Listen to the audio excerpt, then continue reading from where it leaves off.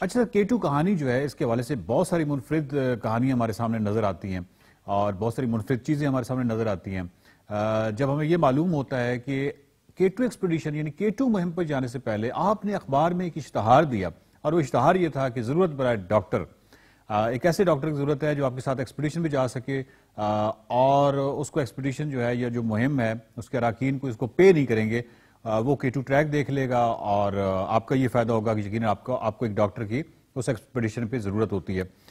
یہ اشتہار والا کیا معاملہ تھا، کیا کہانی تھی، آپ کو کون سے ڈاکٹر ملے، ان ڈاکٹر کا تھوڑا سا تعارف کرا دیجیے اور یہ اشتہار کی تھوڑی سی کہانی بتا دیجیے جو آپ نے اخبار میں دیا تھا۔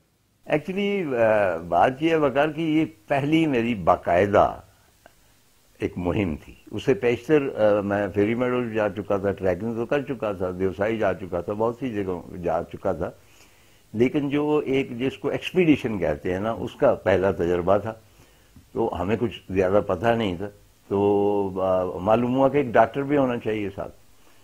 تو عامر ہمارے دوست ہیں، ان کو عامر K2 کہتے ہیں، انہوں نے اشتہار دیا اخبار میں کہ جی K2 کے بیس کیمپ تک ایک ایکسپیڈیشن جا رہی ہے اور ہمیں ایک ڈاکٹر کی ضرورت۔ اچھا، تو پھر بہت انٹرسٹنگ انکوائریز آئیں کیونکہ بیشتر لوگ پوچھتے تھے جی اچھا آپ کے ساتھ میمیں کتنی ہیں، وہ سمجھتے تھے کوئی فورن ٹیم ہے، تو ہم کہتے تھے میمیں تو نہیں ہیں، ڈشکرے ہیں سارے، تو کوئی مائل نہیں ہوتا۔ صحیح۔ تو فائنلی ڈاکٹر عمر نیازی، بہت ہینڈسم، گورے چٹے، بڑے قداور شخصیت، ڈائلسس کا کلینک ہے ان کا، وہ آئے میرے پاس۔ اچھا، تو انہوں نے کہا جی یہ آپ کا اشتہار میں نے پڑھا ہے، میں نے کہا جی ٹھیک ہے، میں آپ سے کچھ گفتگو کرنا چاہتا ہوں تاکہ آئی شوڈ فائنڈ آؤٹ کہ what sort of person you are. اس نے کہا نہیں آپ نے نہیں کرنی، اچھا، انٹرویو میں نے آپ کا کرنا۔ تو انہوں نے مجھ سے کچھ تفصیل پوچھی اور اس کے بعد ایک عجیب و غریب سوال پوچھا، اچھا، وہ پتہ نہیں K2 کہانی میں نے لکھا یہ نہیں، کہنے کہ طاہر صاحب کیا آپ نے کبھی خودکشی کے بارے میں سوچا؟ لکھا ہے آپ نے؟ لکھا ہے، اچھا۔ اب میں نے غور کیا اور میں نے کہا کہ ہاں میرا خیال ہے کم از کم 2 مرتبہ۔ کہنے کہ آپ بہت اچھے انسان، میں اسی انسان کو ذہنی طور پہ بالغ سمجھتا ہوں جس نے کبھی نہ کبھی اس زندگی کی جو ہے بے معنویت اس سے اکتا کر خودکشی کا سوچا ہو۔ چنانچہ وہ ہمیں جوائن کر کے ایز اے ڈاکٹر راستے میں بھی لوگوں کے علاج کرتے گئے، وہاں پہ علاج کی نوبت نہیں آئی، البتہ کوئی امریکن خواتین تھے، ان کو ہلکا سا بخار تھا تو ڈاکٹر صاحب نے بہت بغور ان کا مطالعہ کیا اور ان کو دوائیاں دی۔ طاہر صاحب جب میں آپ کے سفر نامے یعنی 90s میں پڑھتا تھا تو اس وقت ایک چیز تھی جس کو میں بہت کوٹ کرتا تھا اور وہ آپ نے خود K2 کہانی میں بھی لکھی ہے کہ جب آپ مارننگ ٹرانسمیشن کرتے تھے، آپ ایک ہاسٹل میں مقیم تھے اور ہاسٹل سے وہاں پہ جاتے تھے تو یہ وہ وقت ہوتا تھا جب اسکردو کا جہاز جا رہا ہوتا تھا، یہ تقریباً وہ ٹائم ہوتا تھا، تو کئی دفعہ آپ اس کو ہاتھ ہلاتے تھے، کئی دفعہ اس سے باتیں کرتے تھے جہاز سے، اور آپ نے یہ بھی لکھا ہے کہ کچھ بیوروکریٹس جو آپ کو ہمیشہ مارننگ واک میں آپ کو سلام کرتے تھے تو آپ کی ان حرکتوں کے بعد انہوں نے آپ کو سلام کرنا بھی چھوڑ دیا تھا، تو اس کے بارے میں تھوڑا سا بتائیے گا۔ بس آپ جانتے ہیں کہ تھوڑا سا تو فطور ہے نا دماغ میں ان چیزوں کا، اور جس طرح میں نے پہلے بھی بتایا کہ پرندوں سے بھی ہم باتیں کرتے رہے جناح باغ میں، تو بے جان اشیاء جو ہے ان سے بھی وہ کیا ایک شعر کے دیواروں سے باتیں کرنا اچھا لگتا ہے، تو بے جان اشیاء سے بھی گفتگو کی جا سکتی ہے، اور میرا خیال ہے کہ ان کی جو حیثیت ہوتی ہے یا ان کی ساخت ہوتی ہے وہ آپ کو فیسنیٹ کرتی ہے، مسحور کرتی ہے، تو آپ اس کے ساتھ بات کرتے ہیں، چاہے جائے کہ ایک جہاز ہو اور وہ ایک ایسی منزل کی جانب رواں ہو جہاں جانے کی آپ کو خواہش ہو، تو وہ میں حسد محسوس کرتا تھا اور ان کو بہت برا بھلا کہتا تھا ان پیسنجرز کو جو اس جہاز میں بیٹھے گلگت یا اسکردو جا رہے ہوتے تھے۔ اچھا سر، میں یہ پوچھنا چاہتا ہوں کہ K2 کی جو مہم تھی یہ آپ کی پہلی باقاعدہ ایکسپیڈیشن، یہ پہلی باقاعدہ مہم کہا جا سکتا ہے اور اس سے پہلے آپ کو کوئی تجربہ بھی نہیں تھا، تو اس کی جو سامان کی خریداری ہے اس کی فہرستیں مرتب کرنا اور اس کے لیے بہت احتیاط کی ضرورت ہوتی ہے کیونکہ آپ کوئی ایک چھوٹی سی چیز جو ہے اگر آپ بھول جائیں تو پھر آپ واپس ہی آتے ہیں، مطلب ٹریک پہ پھر کچھ نہیں ہو سکتا۔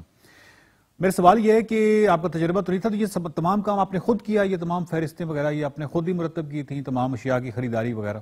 مل جل کے کیا تھا، میاں فرزند علی تھے ہمارے دوست مرحوم، وہ اور ڈاکٹر عمر اور عامر جن کا میں نے تذکرہ کیا ہے، شاہد صاحب بھی، تو ہم نے مل جل کے وہ پوری فہرست بنائی تھی. لیکن وہاں پہ پہلے تو یہ تھا کہ میں نے نذیر صابر سے مشورہ کیا اور اشرف امان، دونوں میرے دوست. اشرف امان پہلے شخص ہیں پاکستانی شخص جو K2 پہ گئے، چنانچہ اس لحاظ سے سب سے زیادہ ایکسپیرینس تھے. ان سے مشورہ کیا. پھر ایک چنگیزی صاحب تھے، بنیادی طور پہ ٹور آپریٹر تھے لیکن بہت ہی نفیس انسان تھے. تو انہوں نے مجھے بہت گائیڈ کیا. وہ پوری فہرست جو تھی انہوں نے پھر سجیسٹ کی کہ کیا کیا، کیونکہ وہاں جب آپ جاتے ہیں ویرانوں میں تو وہاں کوئی چیز اگر شارٹیج ہو جائے کسی چیز کی تو وہاں ملنے کی نہیں.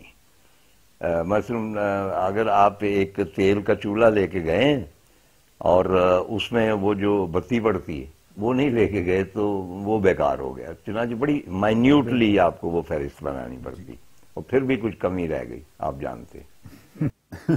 اس پہ ہم بعد میں بات کرتے ہیں. اچھا سر، یہ بتائیے کہ K2 موٹل جو ہے، جہاں پہ تمام دنیا کی مہمات جو جاتی ہیں اسکردو میں مختلف پہاڑوں پہ، جو پہاڑوں کو سر کرنے جاتے ہیں، یا ٹریکس بھی ایون، وہ اپنی مہمات کے حوالے سے کوئی نہ کوئی سٹیکر وہاں لگا دیتے ہیں. اور آپ کے حوالے سے بھی ایک سٹیکر جو ہے آپ کی اس پوری K2 کہانی مہم کا جو سٹیکر ہے وہاں پہ لگا ہوا ہے. وہ سٹیکر کس نے ڈیزائن کیا تھا؟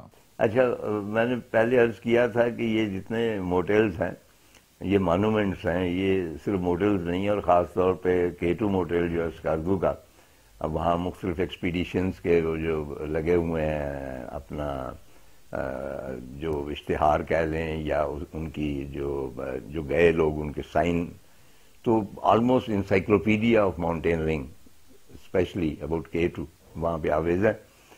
تو ایک تو اسٹیکر ہمارا K2 کا وہاں لگا ہوا ہے. لیکن اس کے بعد سمیر گیا، میرا چھوٹا بیٹا، اور سمیر کو بھی یہ تھوڑا سا شوق ہے، میرے ساتھ وہ ترشنگ بھی گیا، دیوسائی بھی گیا. تو وہ 4 دوستوں کے ہمراہ گیا، 3-4 دوستوں کے ہمراہ، اور انہوں نے فیصلہ کیا کہ ہم ہچ ہائکنگ کریں گے ابا جی کی طرح، اور پیسے نہیں خرچیں گے.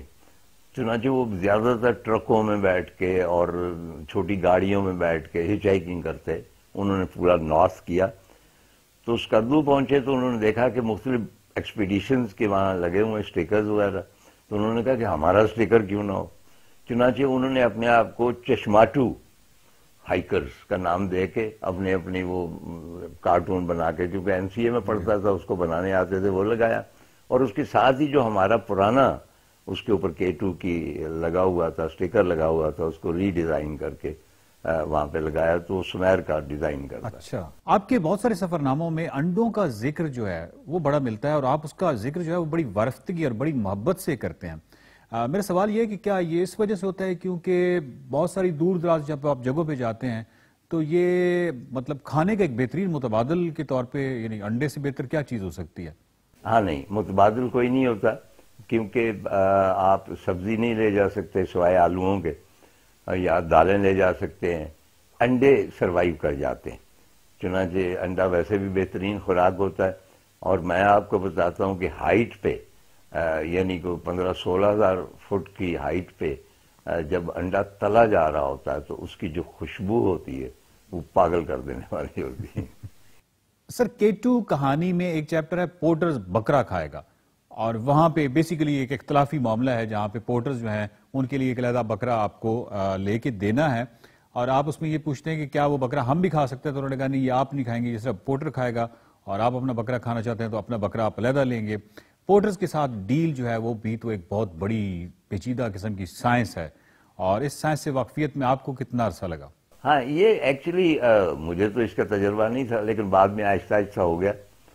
جو نارتھ کے پورٹرز ہیں وہ بنیادی طور پہ بہت شریف اور بہت کسی حد تک ڈرپوک بھی ہیں. آپ کو حیرت ہوگی کہ جو ناردرن ایریا کے پورٹر ہیں، خاص طور پہ ادھر بلتی وغیرہ جو ہیں، وہ خون سے بہت ڈرتے. یعنی اگر کہیں وہ بلڈ دیکھے تو اس سے وہ اب دنیا کی جو مطلب خطرناک ترین جگہ پہ چلے جائیں گے، لیکن بلڈ سم اور زیادہ ان کے شاید وہ بدھسٹ پاسٹ ہے یا کوئی روایتیں ہیں یا جو ان کی مائتھالوجی ہے جنوں بھوتوں والی، اس میں کوئی ایسا مسئلہ ہے تو خون سے بہت ڈرتے ہیں. تو ان کو ڈیل کرنے کا ایک طریقہ ہوتا ہے. نارملی جب سب کچھ طے پا جاتا ہے تو تو پہلی منزل پہ جا کے وہ کہتے ہیں کہ جی ہم نے آگے نہیں جانا کیونکہ ہمیں یہ چیزیں چاہیے. تو وہ نیگوشیشنز ہوتی اور ان کو میں ایکسپیکٹ کر رہا ہوتا کہ یہ نیگوشیشن ہوں گی, اور اس کے بعد تھوڑا سا گیو اینڈ ٹیک کر لیتے ہیں جو بہت زیادہ نہیں ہوتا, ان کے لیے بہت ہوتا ہے, اور اس کے بعد وہ ساری مہم میں وہ ہنسی خوشی آپ کے ساتھ چلتے گانے گاتے ہیں. اسکردو سے آپ جب جیپ پہ روانہ ہوئے تو آپ نے جو سٹے کیا وہ تھنگل میں کیا, اسکولے میں نہیں کر سکے کیونکہ وہاں پہ روڈ خراب تھی, تو اسکولے کے بجائے تھنگل میں کیمپنگ سائٹ کیسی رہی؟ کیونکہ آپ نے بڑی محبت اور بڑی زبردست منظر کشی ہے K2 کہانی میں, تھنگل کے گلابی کھیت, تو تھنگل میں آپ کا قیام کیسا رہا تھا؟ پہلا تجربہ تھا تھنگل میں, اور پھول بھی کھلے ہوئے تھے, اور ہمیں کچھ, کیونکہ ان نون میں جو بھی ان نون کیمپنگ سائٹ ہوتی ہے, چاہے وہ کتنی پلین ہوتی ہے, اس کا اپنا ایک جادو ہوتا ہے, اس کی اجنبیت کا. چنانچہ تھنگل کو ہم نے بہت انجوائے کیا. بعد میں جب میں سنو لیک کی جانب گیا تو شکولے میں بھی کیمپ کیا, لیکن جتنا لطف تھنگل میں آیا وہاں نہیں آیا. آپ نے کرنل مبشر کے حوالے سے, جو آپ کے بھائی ہیں ان کے حوالے سے لکھا ہے کہ وہ جس ایکسپیڈیشن پہ گئے تو وہاں پہ انہوں نے برالڈو گارج کا ذکر کیا ہے, جو کہ تھنگل سے پہلے آتا ہے اور انتہائی خطرناک جگہ ہے, ڈیتھ ڈراپ ہے. بہت سارے پورٹرز, بہت سارے لوگ جو ہیں وہ برالڈو ریور کی نظر ہو گئے. آپ کی خوش قسمتی ہے کہ آپ جب اس مہم پہ گئے تو اس وقت تک روڈ بن چکی تھی اور کم از کم آپ کو اس ڈیتھ ڈراپ یا برالڈو گارج کا سامنا نہیں کرنا پڑا. ہاں, وہ ایکچولی یہ تھا کہ پہلے لوگ یہ داسو سے جاتے تھے, آگے سڑک نہیں تھی جی, اور وہاں دریائے برالڈو جو بہت ڈیپس میں جاتا تھا اور بہت تنگ ایک مطلب ہے کہ آپ سمجھ لیں کہ چٹانوں میں سے گزرتا تھا. تو ان کے اوپر انہوں نے ایک بہت بڑے درخت, جو گیلی اس کو کہتے ہیں نا, جو شتیر ہے, وہ رکھا ہوا تھا, پل نہیں تھا. اب آپ امیجن کریں کہ ایک اتنی سی چوڑائی ہے, اس کے اوپر سے آپ نے گزرنا ہے اور بہت گہرائی میں, اور برالڈو جب گرجتا ہے تو آپ کا دل دہل جاتا ہے, کوئی شیر بھی اس طرح نہیں گرجتا. تو اس کی جو گرج آ رہی ہوتی ہے اور وہ خوف جو ہوتا ہے, تو وہ ہوتا یہ تھا کہ ہر سال کوئی ایک آدھ بندہ, کوئی پورٹر وہاں سے گر جاتا. لیکن جب وہاں پہ یہ فیصلہ ہوا ان زمانوں میں کہ اس کے اوپر ایک برج بنایا جائے, تو اس کی سب سے زیادہ مخالفت جو ہے ماؤنٹینئرز نے کی اور ہائیکرز نے کی. انہوں نے کہا جی کہ ہم جاتے ہی اس لیے ہیں کہ وہاں خطرہ ہے اور ایکسائٹمنٹ ہے. یہ گیلی برج اگر آپ نے پکا برج بنا دیا تو اس سے گزرنا تو مطلب کوئی بات نہیں. زندگی وہ ہوتی ہے جس کا حساب رہے, اور سفر کی زندگی کا حساب رہتا ہے. پھاڑیاں دا رب گاڑی. اب پھاڑی سے مراد ہے کہ جو بالکل بیوقوف ایسے سے لوگ ہوتے ہیں نا, تو ان کی جو گاڑی ہے, بیل گاڑی ہے, وہ رب چلاتا ہے. تو ہم ایسے ٹریکر تھے یا ماؤنٹینئر تھے, ہم تو پھاڑی تھے بالکل. آپ اس لڑکی کے حسن کی تعریف کرتے ہیں اور بڑے خوبصورت جملے آپ نے بولے, اور وہ لڑکی جو تھی وہ بالکل بھی حسین نہیں تھی, آپ نے یہ بھی لکھا ہے.